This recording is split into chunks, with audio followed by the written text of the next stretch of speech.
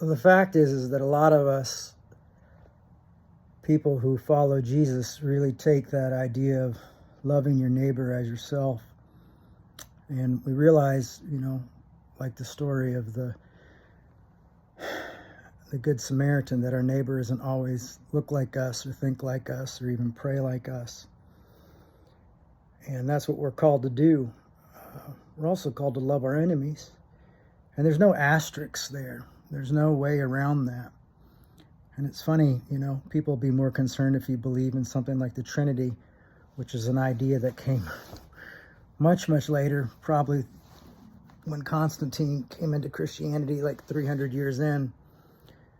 But loving your neighbors and being kind to those folks,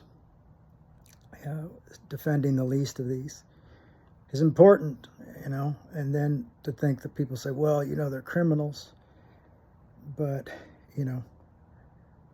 so is the president, it's like people choose their morality in such strange ways and think that somehow that frees us from loving radically. And I think we've missed it. And I hope some of these folks will wake up and realize why a lot of these people are doing what they're doing and why a lot of people are protesting and saying what they're saying. And even those folks who went into the church, not that I necessarily agree with how that worked out completely, but at the same fact, I know a lot of churches aren't willing to have tough conversations. They're not open to hearing rebuke, and we really do need a reformation in the church today. So,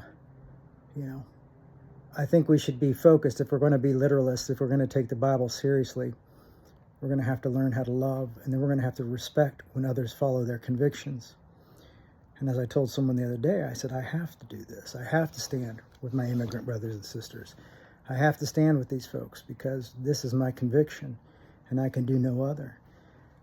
Do I believe that we should have open borders and things like that? No, not necessarily, but I don't think we should have ICE. I think there's a humane way to do it. ICE didn't come about until 2003. I think there's a way that we can do this more like the IRS handles things and be more humane to people and truly love our neighbors as ourselves, because you're going to ask, who's your neighbor? And I'm afraid when you get the answer, you might not be happy. But that's the point of following Christ. You find out everyone's your neighbor, and we're called to be that neighbor and not ask what's going to happen to us if we defend these people, what's going to happen to us if we help these people, but what's going to happen to them if we don't.